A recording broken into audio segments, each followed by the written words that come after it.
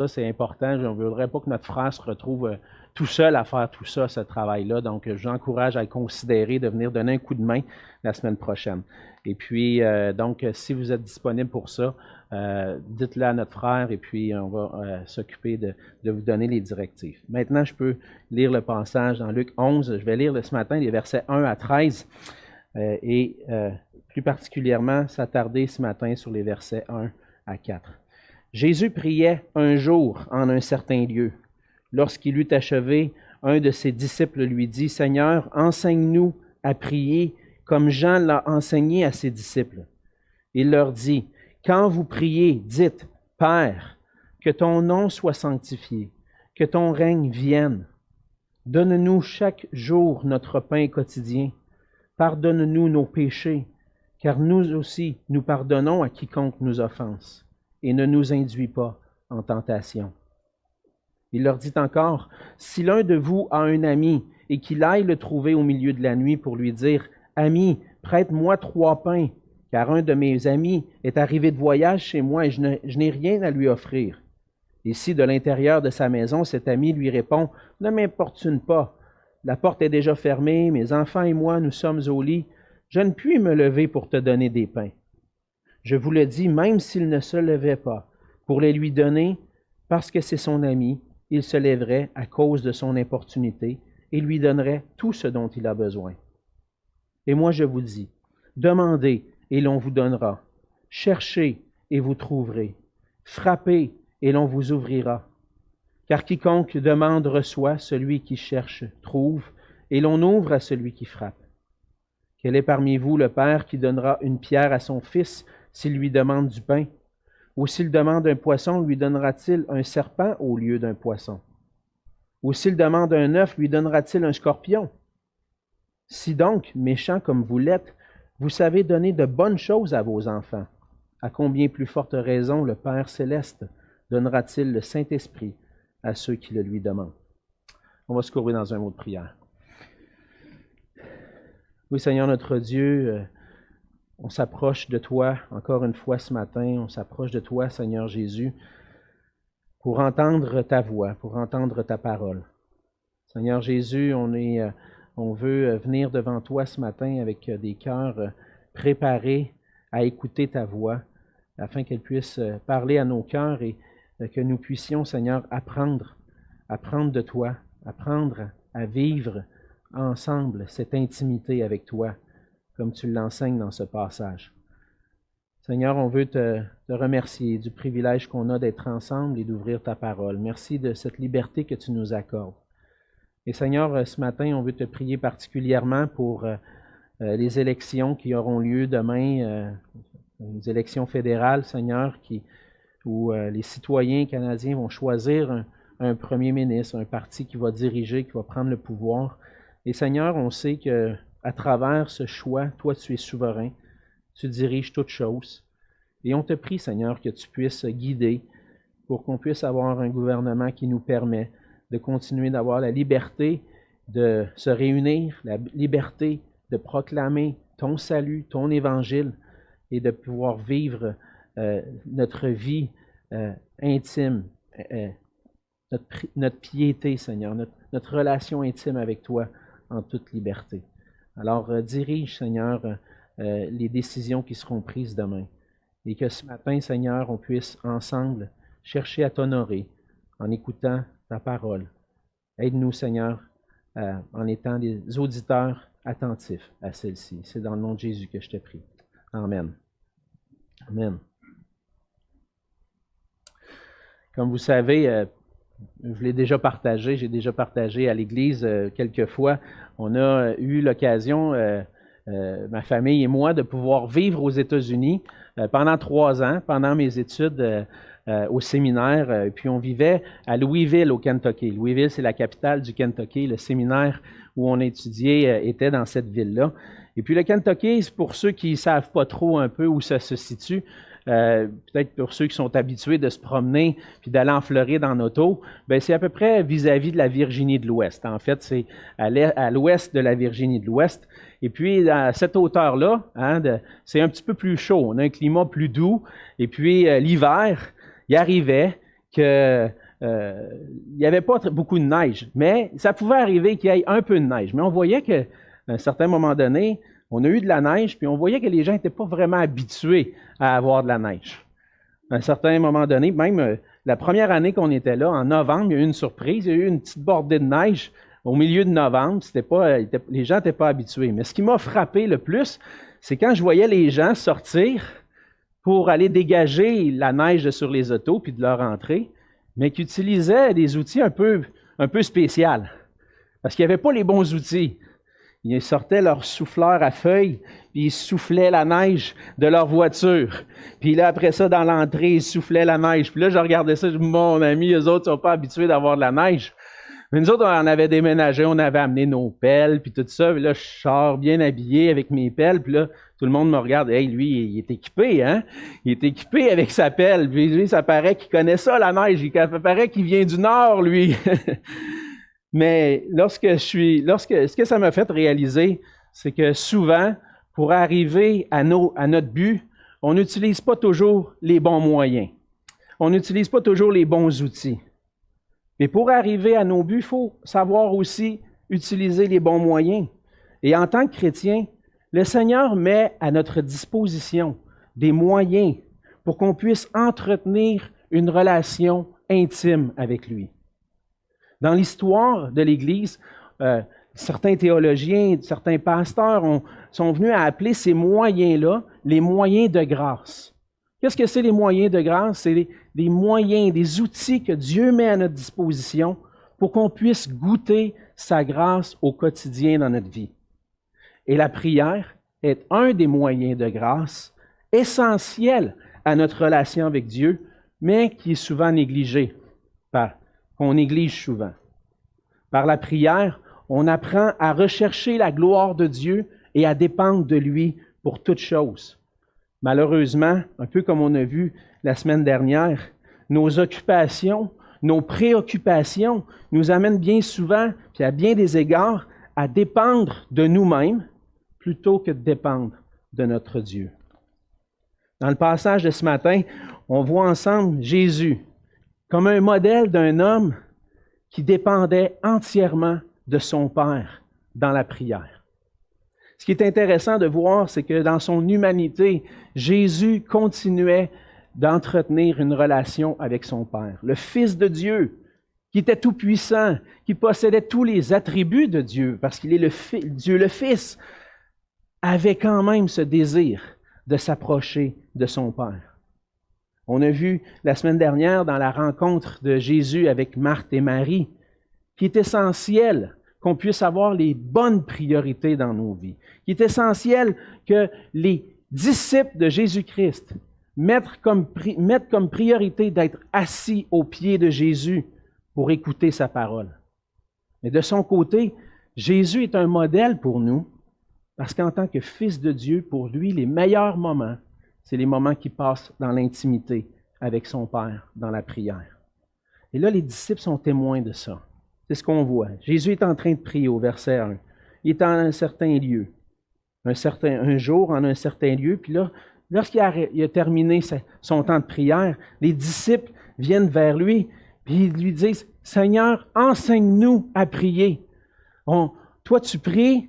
Les disciples de Jean ont entendu comment prier de la part de Jean. Nous aussi, on veut apprendre à prier. » Puis je pense qu'ils ont bien fait d'aller vers Jésus pour apprendre, pour essayer de comprendre comment est-ce qu'on doit prier. Parce que c'est un des éléments essentiels de la vie d'un disciple de Jésus-Christ. Et comme disciple de Jésus-Christ, nous aussi, on a besoin d'apprendre comment nous devons nous approcher de Dieu dans la prière. Ce matin, on va voir particulièrement ensemble les versets 1 à 4, qui est en quelque sorte la version du Notre Père, ce qu'on est habitué d'entendre comme le Notre Père, mais la version de l'Évangile de Luc, qui est un petit peu différente de celle qu'on trouve dans Matthieu, puis qu'on est habitué de peut-être réciter, qu'on a même appris à réciter quand on était plus jeune, la version du Notre Père dans Luc, puis on va voir la semaine prochaine le reste du passage. Mais ce matin, on va s'attarder à ces 4 versets-là. Et on va s'en aller avec Jésus, puis les disciples, à l'école de la prière. On va aller à l'école de la prière pour apprendre que les disciples de Jésus-Christ doivent s'approcher de Dieu comme leur Père glorieux et bienveillant. Le Seigneur nous présente notre Dieu dans ce passage-là. Il y a plusieurs éléments dans la prière que Jésus enseigne à ses disciples. On pourrait en décortiquer peut-être 7-8 éléments différents, mais ce matin, je vais m'attarder à 3 en particulier. Le premier qu'on voit dans cet enseignement de Jésus à ses disciples, c'est qu'on doit prier en nous approchant de Dieu. On doit prier Dieu en nous approchant de lui comme un Père, comme notre Père. C'est la première chose, la première mention, le premier mot dans cette prière-là que Jésus enseigne, il dit « Père ». En réalité, lorsqu'on vient dans la prière, on a besoin de réaliser à qui on s'adresse. On s'adresse premièrement à Dieu en reconnaissant qui il est. Il est notre Père. Le mot grec qui est utilisé ici, pater, et qui est aussi une version dans la langue araméenne, on dit Abba, et on voit ce mot-là dans les Écritures. Abba fait référence à la fois à une figure d'autorité et d'intimité. 2 éléments qu'on voit dans cette idée-là d'un père. Premièrement, la figure d'autorité et deuxièmement, une image d'intimité. Encore aujourd'hui, même si des fois on se rend compte avec la culture qui change, les parents ont une responsabilité d'autorité envers les enfants. C'est même reconnu dans la loi. Il y a une autorité parentale qui vient je pense, de Dieu lui-même, et puis qui continue de rester dans notre société. Les parents ont une figure d'autorité, ont un rôle d'autorité envers leurs parents. Et lorsqu'on considère Dieu comme notre autorité, on veut reconnaître qu'il est un Père, mais qu'il est aussi le Dieu souverain. Le Dieu absolu, souverain sur toutes choses. On reconnaît lorsqu'on dit Père que Dieu est notre Créateur. Et c'est à lui qu'on doit se soumettre. Un peu comme le Seigneur demande à des enfants de se soumettre à leurs parents, d'être obéissants à leurs parents. C'est un des premiers versets que j'ai appris dans ma vie. Enfants, obéissez à vos parents selon le Seigneur, car cela est juste. Nous, on s'approche de Dieu, le voyant comme un Père qui possède toute autorité et à qui on doit se soumettre, à qui on doit obéir. C'est la première idée qu'on voit dans cette idée de Dieu comme un Père. Sauf que souvent, cette idée-là va prendre une prédominance parfois. Oui, Dieu est souverain. Dieu possède toute l'autorité et on doit se soumettre à lui, mais des fois, on a tendance à oublier que notre Dieu, c'est aussi quelqu'un qui veut entretenir une relation avec nous. Des fois, on a peut-être eu, par notre expérience de l'autorité parentale ou d'un père, quelqu'un qui était très autoritaire, quelqu'un qui n'était pas très relationnel, qui ne montrait pas trop ses émotions, qui dirigeait la famille, puis on avait peut-être plus la crainte de notre père, plus qu'envie de se tourner vers lui puis aller échanger avec lui. Ça fait partie de notre culture, je pense, des générations qui ont précédé. Les pères étaient plus autoritaires et puis avaient moins tendance à entretenir les relations. Ils étaient travaillants et puis ils dirigeaient la famille. Mais on voit dans l'idée d'un père, dans l'idée biblique d'un père, comme Dieu est un père, que Dieu veut entretenir une relation intime avec nous. Il est celui qui veut notre bien. Lorsqu'on lit le reste du passage, on voit à la fin, au verset 13, il dit, le Seigneur va dire, « Si donc, méchants comme vous l'êtes, vous savez donner de bonnes choses à vos enfants, à combien plus forte raison le Père céleste donnera-t-il le Saint-Esprit à ceux qui le lui demandent? » Et donc, nous, comme parents, on est des pères un peu imparfaits, très imparfaits, puis peut-être que parfois on ne fait pas toujours les bonnes choses, on ne prend pas toujours les bonnes décisions, on ne dit pas toujours les bonnes choses à nos enfants. Mais Dieu, lui, c'est différent. Lui est un Père parfait. Il veut donner des bonnes choses à ses enfants. Il veut prendre soin de nous. Et on a besoin de reconnaître que c'est lui qui désire prendre soin de nous et qu'auprès de lui, on peut trouver la sécurité.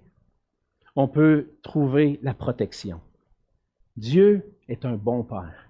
Il veut prendre soin de nous. Oui, il faut se soumettre à lui, mais pas se soumettre à lui par crainte d'un jugement, mais se soumettre à lui sachant que ce qu'il veut de nous, c'est notre bien. Oui, on doit craindre le jugement que Dieu va apporter, puis je pense que ceux qui n'ont pas placé leur foi en Dieu doivent le craindre ça. Mais premièrement, Dieu se présente comme un Père bienveillant. Celui qui veut qu'on s'approche de lui. Il ne veut pas qu'on reste loin de lui, il veut qu'on aille vers lui. Et Jésus nous enseigne que cette relation intime qu'il avait avec son Père est possible pour nous aussi. On peut s'approcher de Dieu comme notre Père. Et ça, on a besoin de reconnaître, lorsqu'on dit Père, de reconnaître qui il est. Mais ça nous amène aussi à devoir reconnaître qui nous sommes. Si on peut dire Père, c'est un privilège, parce qu'on est ses enfants. Qui nous sommes maintenant, à cause de Jésus-Christ? À cause de Jésus-Christ, maintenant, on est les enfants de Dieu. Et on a le privilège de pouvoir se tourner vers Dieu. Nous sommes les enfants de Dieu et on a cette relation père-enfant qui est privilégiée. Et cette relation-là est rendue possible par Jésus-Christ, par l'œuvre que Jésus-Christ est venu accomplir pour nous. Jésus, c'est le Fils de Dieu qui est venu pour chercher et sauver ce qui était perdu. Et ce qui était perdu, c'est nous étions tous perdus à cause qu'on n'entretenait pas cette relation avec Dieu. On était rebelles à Dieu. Et Jésus vient sur la terre pour qu'on puisse être réconcilié avec Dieu, pour qu'on puisse retrouver cette relation parfaite avec Dieu, où on peut dire « Père, Papa ». Dans Galates au chapitre 4, les versets 4 à 7, Paul va exprimer cette idée vraiment merveilleuse de la relation qu'on peut avoir avec Dieu maintenant. Il dit, mais lorsque les temps ont été accomplis, Dieu a envoyé son Fils, né d'une femme, né sous la loi, afin qu'il rachète ceux qui étaient sous la loi, afin que nous recevions l'adoption. Et parce que vous êtes fils et filles, Dieu a envoyé dans nos cœurs l'Esprit de son Fils, lequel crie « Abba, Père ». Ainsi, tu n'es plus esclave, mais fils. Et si tu es fils, tu es aussi héritier par la grâce de Dieu. C'est tellement merveilleux, ce passage-là, de voir qu'est-ce que le Seigneur a accompli pour nous. Par sa mort et sa résurrection, Christ est venu nous sauver de la culpabilité, de la condamnation qui reposait sur nous à cause de nos péchés. Et maintenant, par sa grâce, on peut être appelé enfant de Dieu par la foi en lui. Devenir des héritiers par la grâce de Dieu. Imaginez-vous, des ennemis de Dieu à cause de nos péchés. Et maintenant, Jésus vient et par la foi en lui, ces ennemis-là ne font pas seulement comme réconcilier sur la base, ben ok, c'est beau les termes, dans des termes où ok, les choses sont réglées, le conflit est réglé entre nous. Non, ils vont un peu plus loin que ça. Il fait des ennemis des membres de sa famille. Il fait de ses ennemis de ses enfants. Plus que ça, des héritiers de la vie éternelle, du bonheur, de la bénédiction de vivre dans sa présence pour toujours. Imaginez ce que Jésus a fait pour nous. Cette relation-là rendue possible par Jésus-Christ, on doit reconnaître que c'est une relation privilégiée, qu'on doit courir vers notre Dieu et dire, moi je suis ton enfant, puis papa, j'ai besoin de toi. Cette relation-là est rendue aussi possible par l'œuvre du Saint-Esprit dans nos cœurs. C'est ce que Paul va dire dans Galates. Il dit, parce qu'on est fils, le Seigneur a envoyé son Esprit dans nos cœurs pour qu'on puisse dire, Abba, Père. C'est l'œuvre de l'Esprit de Dieu en moi qui fait en sorte que je peux me tourner vers Dieu et dire, Papa. Gloire à Dieu pour ça. Par le Saint-Esprit, on reçoit une nouvelle vie qui fait que nos cœurs de pierre sont changés en cœurs de chair, que nos cœurs durs et rebelles deviennent des cœurs sensibles à l'amour de Dieu, à son désir de vouloir prendre soin de nous. Le Saint-Esprit qui vient vivre en nous, nous amène à nous tourner vers Dieu comme notre Père. Paul va appuyer encore une fois cette idée-là dans Romains 8, Les versets 15 et 16, il dit, « Vous n'avez point reçu un esprit de servitude pour être encore dans la crainte, mais vous avez reçu un esprit d'adoption par lequel nous crions « Abba, Père ». L'Esprit lui-même rend témoignage à notre esprit que nous sommes enfants de Dieu. Or, si nous sommes enfants, nous sommes aussi héritiers, héritiers de Dieu et co-héritiers de Christ, si toutefois nous souffrons avec lui, afin d'être glorifiés avec lui. » Donc, cette relation privilégiée-là qu'on peut avoir avec Dieu, c'est une relation qui est un privilège pour les disciples de Jésus-Christ. Je ne peux pas être appelé enfant de Dieu si je ne suis pas un disciple de Jésus-Christ.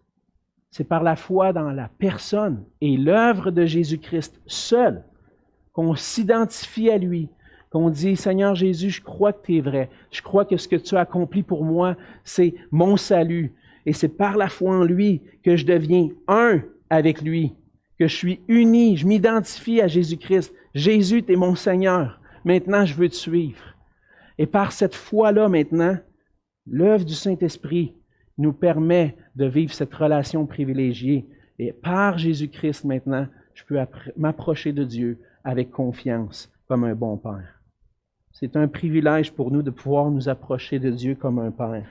Mais malheureusement, on utilise très peu ce privilège. On essaye par toutes sortes de moyens dans nos vies de régler nos problèmes, de venir combler nos besoins, les besoins de notre âme ou nos besoins physiques, nos besoins spirituels. On cherche de toutes sortes de façons à les combler, alors qu'on a un privilège en tant qu'enfant de Dieu de nous approcher de lui, puis de goûter le privilège d'un Père, d'avoir un Père qui veut prendre soin de nous. On pense de manière humaine, puis des fois on peut dire, ben là, ça ne donne pas grand-chose, ça fait un certain nombre d'années que je prie pour telle affaire, puis le Seigneur ne me le donne pas. Mais malgré des fois que le Seigneur nous fait attendre un peu, peut-être dans nos requêtes, nous fait attendre un peu dans nos demandes, on doit profiter de ce privilège. Parce que notre insatisfaction, parfois, va être comblée par Dieu lui-même.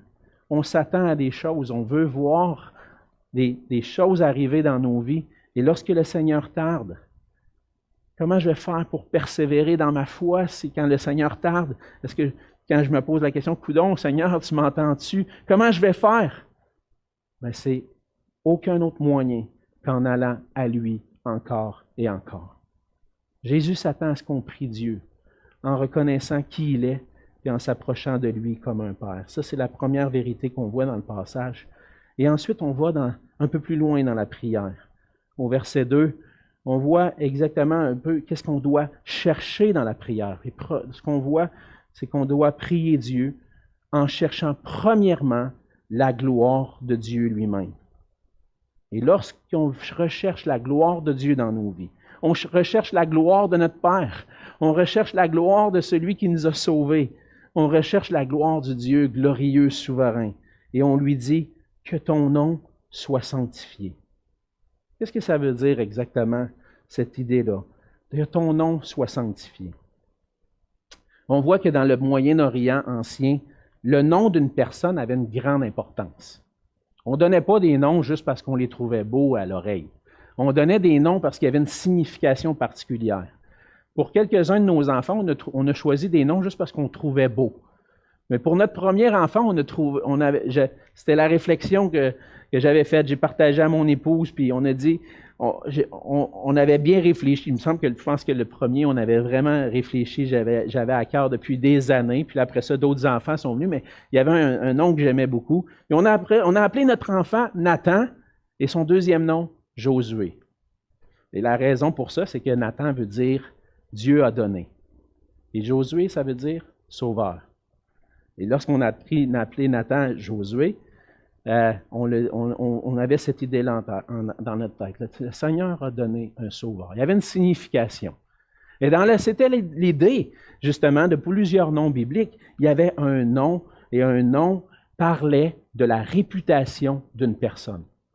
Si je vous dis des noms que vous connaissez, des noms de personnes en haute position, si je vous dis Justin Trudeau ou François Legault, si je vous dis Jean Chrétien. Vous avez toute une réputation dans votre tête qui vous vient à l'esprit parce que vous avez appris à connaître ces personnes-là dans le temps qui étaient au pouvoir. Et donc, il y a une réputation qui accompagne le nom d'une personne. Mais à cette époque-là, c'était très important. Et lorsqu'on dit au Seigneur que ton nom soit sanctifié, on veut se rappeler que le Seigneur s'est révélé sous un nom particulier. Dans l'Ancien Testament, c'est le nom qui est révélé à Moïse dans Exode 3,14, qu'on a traduit, qui est traduit en français « Je suis », mais qui est dans l'hébreu « Yahweh ». Ça veut dire « Je suis ». En français, on traduit qu'il est l'Éternel. Il est le seul éternel. Il est celui qui existe de toute éternité, d'éternité en éternité. Tu es Dieu, c'est l'Éternel, c'est « Je suis ».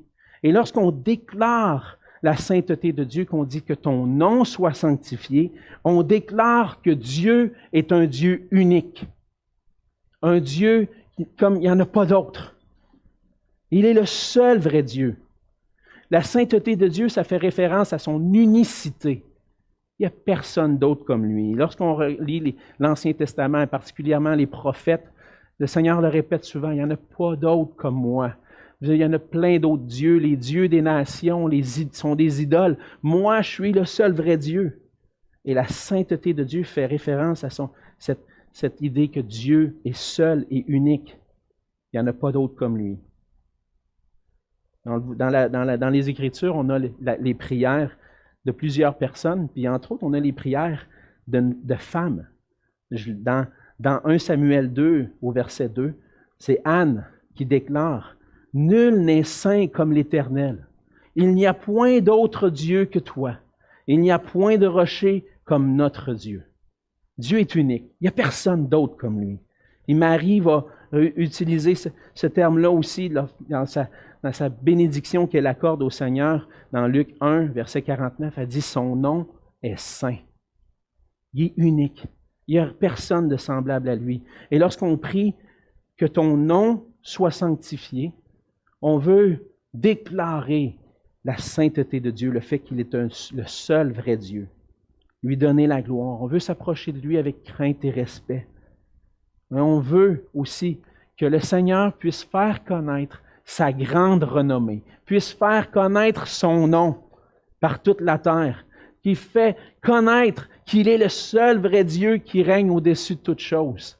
C'est la première chose qui est exprimée dans la prière. Les regards sont tournés vers qui? Vers mon Dieu. Je m'approche de qui? Je m'approche de Dieu. Je veux faire que son nom soit glorieux, que son nom soit connu, parce qu'il est le seul vrai Dieu. Et le contraire de dire que ton nom soit sanctifié, ce serait de dire que ton nom soit profané. Ça voudrait dire qu'on traiterait le nom de Dieu avec mépris, qu'on n'accorderait pas de respect à Dieu, qu'il n'y aurait pas de crainte attribuée à Dieu.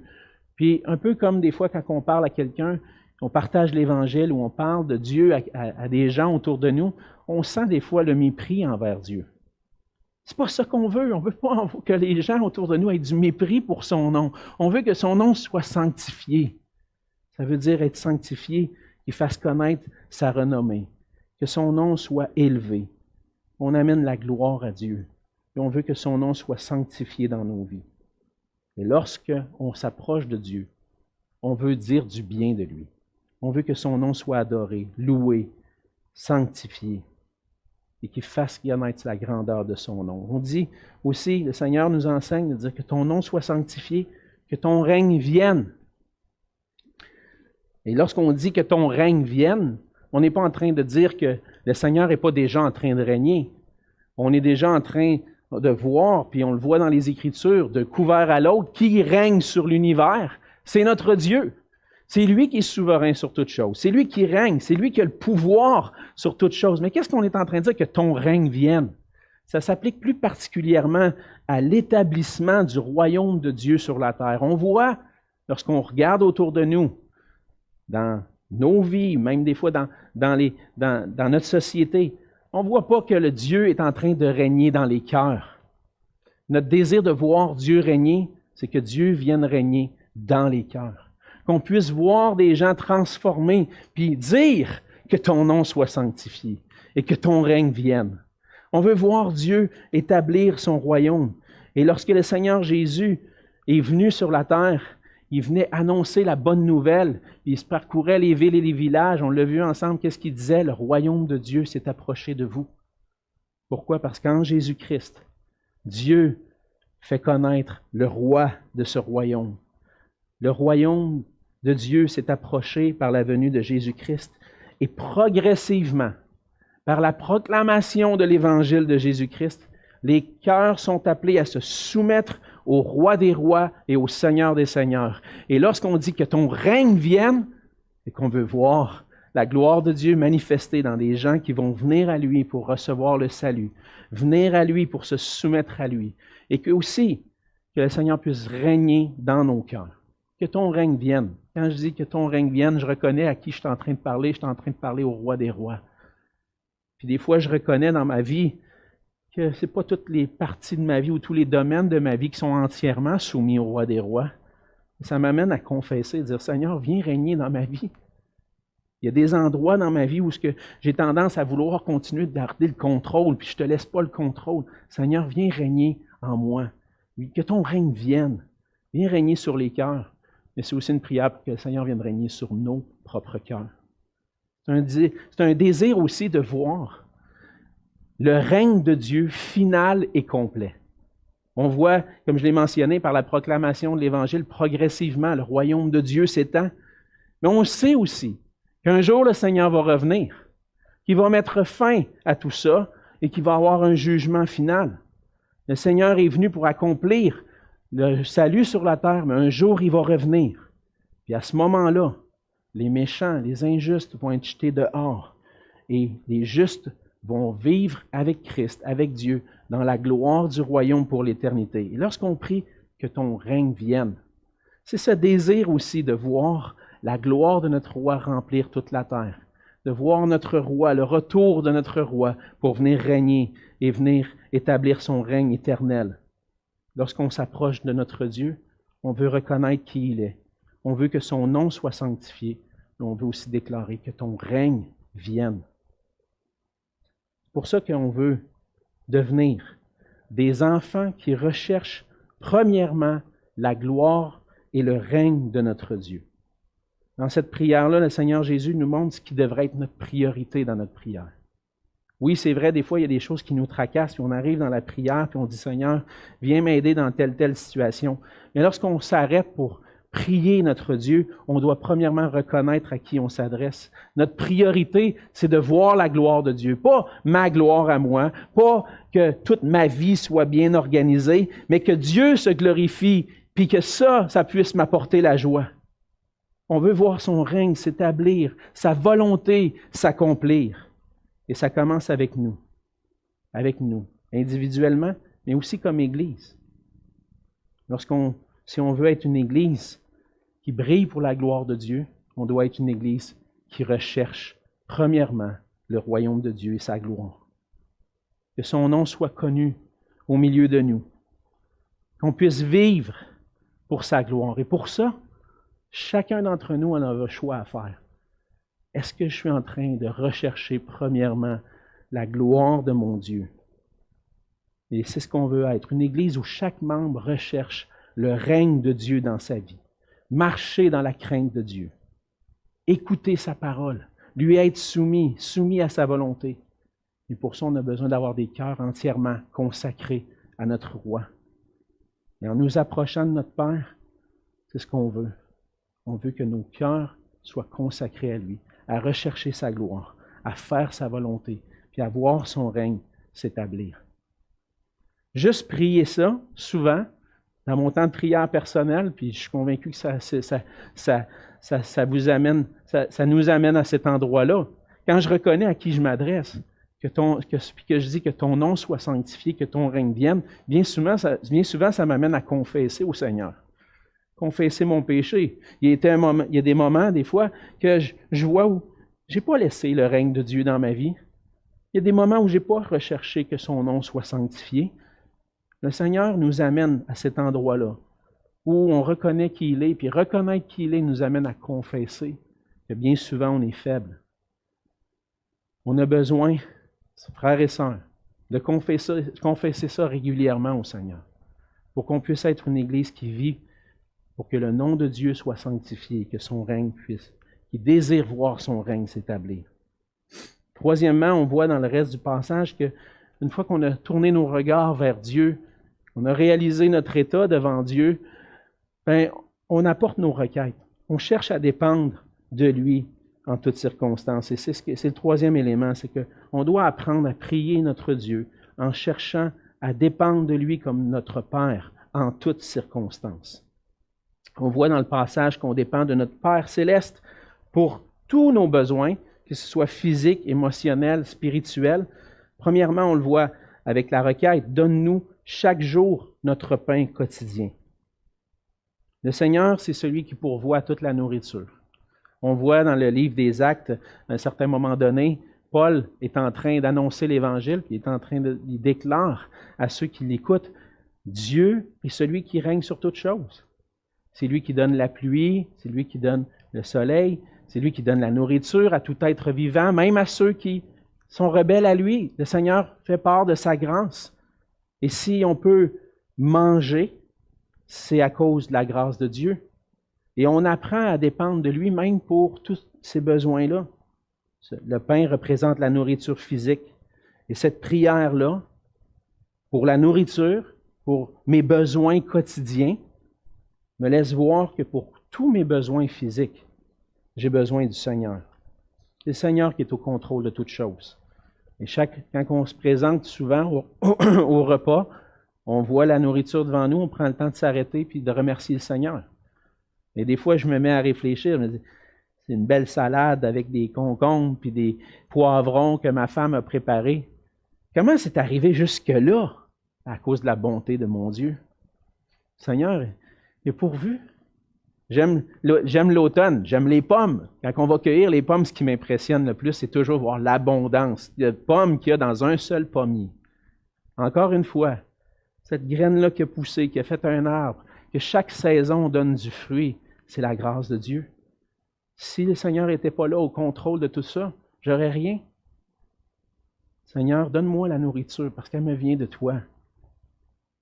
On voit aussi, on peut comprendre ce passage-là aussi, puis avec le reste des Écritures, entre autres, que le Seigneur est celui qui nous donne la nourriture spirituelle chaque jour. Lorsque j'étais plus jeune, puis je ne sais pas si c'est toujours publié, mais il y avait un petit livre, ça s'appelait « Notre pain quotidien ».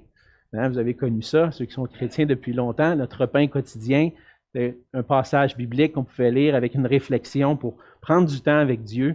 Mais je trouve que c'était un bon titre, parce que oui, notre pain quotidien, c'est la nourriture spirituelle qu'on a et qu'on peut trouver dans la parole.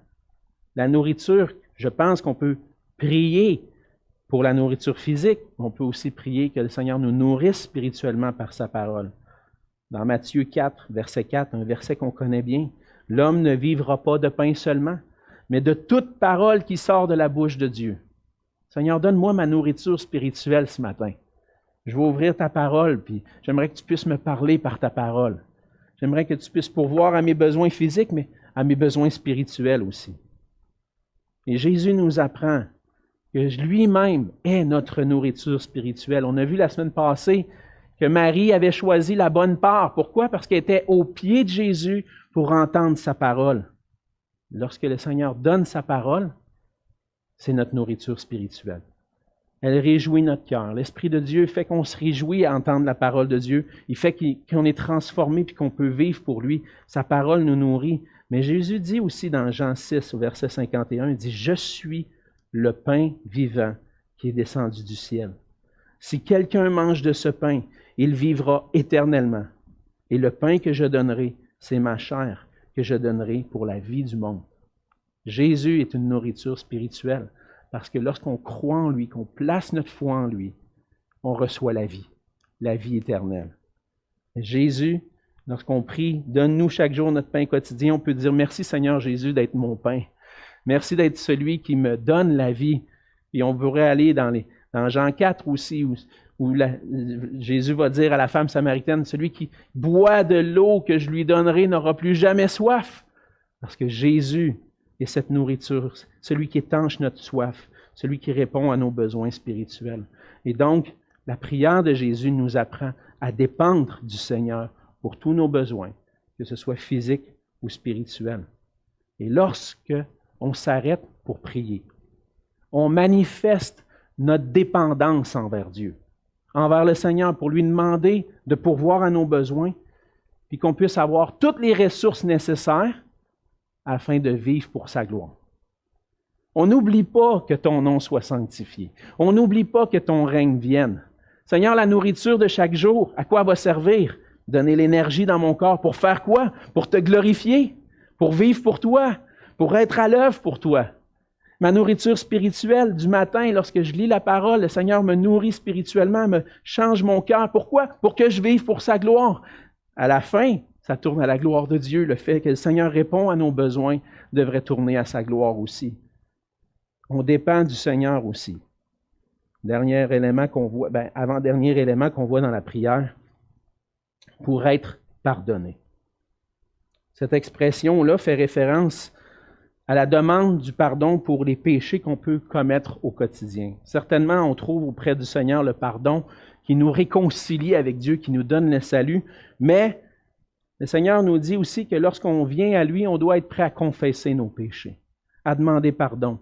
Parce que chaque jour amène son lot d'épreuves, des difficultés, et puis qu'on vient à pécher contre le Seigneur. Le péché, bien souvent, c'est la manifestation de nos désirs qui sont insatisfaits. On a des désirs, qu'on ne trouve pas notre satisfaction dans le Seigneur, et lorsqu'on veut combler ces désirs-là, on se tourne vers autre chose que le Seigneur. Et lorsqu'on vient au Seigneur, on dit « Seigneur, je dépends de toi. Et j'ai besoin que tu me pardonnes parce que bien souvent, j'essaie de combler mes besoins avec d'autres choses que toi. » Le Seigneur, dans sa grâce, nous dit dans 1 Jean 1,9 que si nous confessons nos péchés, il est fidèle et juste pour nous les pardonner et pour nous purifier de toute iniquité. Donc le Seigneur dit, pardonne-nous nos offenses, parce qu'on doit aller à lui. Des fois, on a manqué. On a besoin de rétablir cette relation avec notre Dieu en confessant nos péchés. Mais ce qui est intéressant, c'est l'argument qui est utilisé pour demander le pardon. Il dit, pardonne-nous nos péchés, car nous aussi, nous pardonnons à quiconque nous offense. C'est comme c'est impliqué dans... Est-ce que c'est absolument nécessaire pour avoir le pardon de Dieu? Est-ce que le Seigneur ne pardonnera pas si je n'ai pas de pardonner à mon frère? Je pense qu'il y a quelque part, je pourrais dire que oui, avec ce que le Seigneur nous montre dans Matthieu au chapitre 6. Il dit, si vous pardonnez aux hommes leurs offenses, votre Père céleste vous pardonnera aussi. Mais si vous ne pardonnez pas aux hommes, votre Père ne vous pardonnera pas non plus vos offenses. Donc, c'est une bonne chose de dire au Seigneur, j'ai pardonné. Avant de te demander pardon, j'ai fait cette réflexion dans mon cœur. Est-ce qu'il y a quelqu'un à qui je n'ai pas encore accordé le pardon? Et si on peut accorder le pardon, c'est parce que le Seigneur nous a accordé son pardon. Si je peux demander, si je viens puis je dis, Seigneur, aide-moi à pardonner à telle personne. Puis si j'arrive à un moment où je pardonne à quelqu'un qui m'a offensé, je peux dire, Seigneur, c'est par ta grâce. Alors, la prière ici dit, pardonne-nous nos péchés, car nous aussi nous pardonnons à quiconque nous offense. C'est comme en train de dire, Seigneur, le pardon que tu as manifesté envers moi, je le manifeste aux autres maintenant, je démontre que je suis ton disciple. Pardonne-moi maintenant mes manquements. Et puis, en quelque sorte, le Seigneur nous amène à réaliser qu'on dépend de lui pour toutes choses, encore une fois, pour apprendre à pardonner à mon prochain, pour être pardonné en lui. Et le Seigneur est sévère dans Matthieu 6, oui, c'est vrai. Le Seigneur va pas être... Si tu dis que tu es un enfant de Dieu puis que tu as goûté le pardon de Dieu, tu devrais être une personne qui pardonne. Et là, tu pourras venir au Seigneur et dire, Seigneur, je te demande pardon. Peut-être que vous vivez des conflits avec des gens.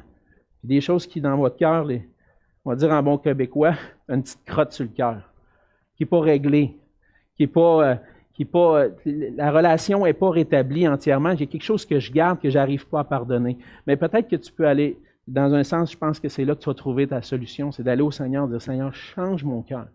Rends-moi quelqu'un qui va pardonner. Je veux pardonner, Seigneur. Je veux faire ta volonté. Je veux que ton nom soit sanctifié dans ma vie. Je veux que ton règne vienne. Fais de moi quelqu'un qui pardonne. Et je sais qu'à partir de ce moment-là, le Seigneur va être prêt à dire, oui, je te pardonne. Si tu présentes ton offrande devant Dieu, puis tu sais que ton frère a quelque chose contre toi, laisse-le ton offrande, puis va régler.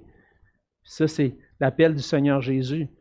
Puis c'est un appel pour nous. Que si on veut trouver le pardon auprès de lui, on doit apprendre à pardonner. Nous aussi. Et finalement, le Seigneur nous dit de prier que le Seigneur ne nous induise pas en tentation. Et je vais prendre quelques instants juste pour l'expliquer parce que, évidemment, les gens peuvent dire, ouais, mais le Seigneur, c'est pas lui qui tente. Hein? C'est pas lui qui tente. Mais qu'est-ce que ça veut dire exactement qu'il ne nous induit pas en tentation?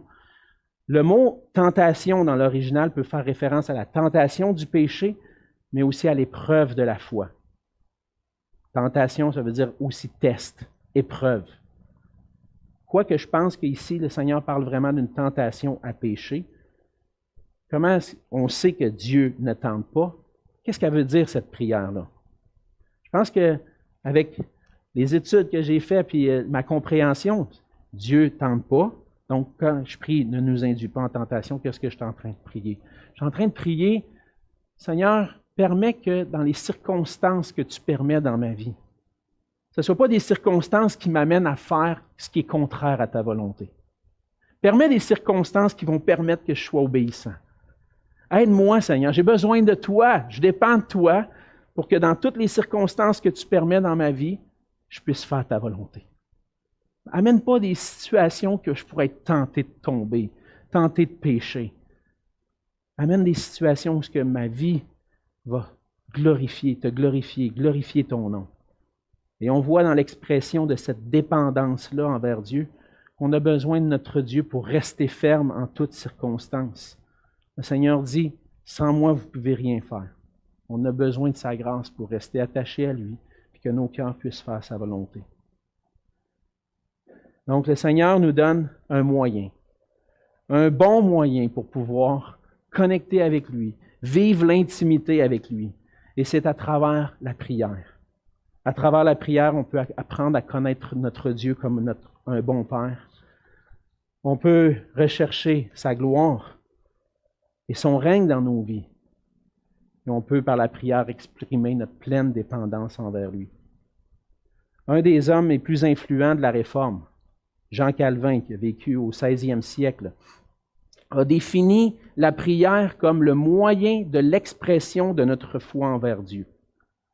L'expression de notre foi, l'expression de notre confiance en Dieu. La prière, c'est l'expression de ma foi. Puis lorsque je ne prie pas, je montre mon incrédulité. On exprime notre dépendance envers Dieu par la prière. Avec un manque de prière, j'exprime mon indépendance envers Dieu. Adam et Ève, dans le jardin, ont exprimé leur désir d'autonomie, d'indépendance, en péchant contre Dieu, en se rebellant contre lui. Et on pêche bien souvent. Puis Alexandre, tu te parles à toi-même quand tu ne pries pas. Je suis en train de dire, Seigneur, je n'ai pas besoin de toi. Je suis capable de mener ma vie. Je n'ai pas besoin de toi. La prière, c'est une arme essentielle au milieu du combat de la foi. Puis lorsque je m'approche du Seigneur, dans la prière, j'exprime ma foi et ma dépendance envers lui. La prière, c'est l'expression de ma foi. Alors, comme Jésus, appliquons-nous à exprimer notre foi envers notre Père céleste par la prière. Prions ensemble. Seigneur notre Dieu, Seigneur Jésus, tes paroles, encore une fois, nous percutent, parlent à nos cœurs. On voit bien souvent, Seigneur, devant ta parole, notre incrédulité, notre désir d'indépendance, Seigneur. La prière, un manque de prière dans ma vie, Seigneur, c'est comme si je te disais, j'ai pas besoin de toi.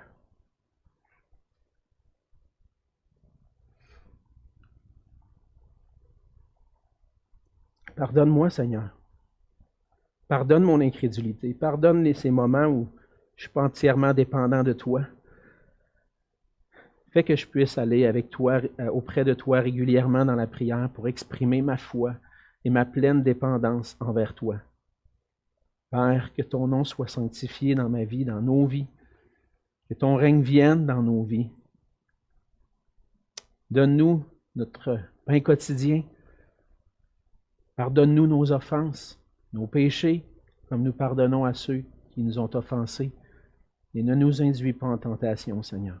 Garde-nous près de toi, dépendants de toi, à rechercher ta gloire dans nos vies. C'est dans le nom de Jésus que je te prie. Amen.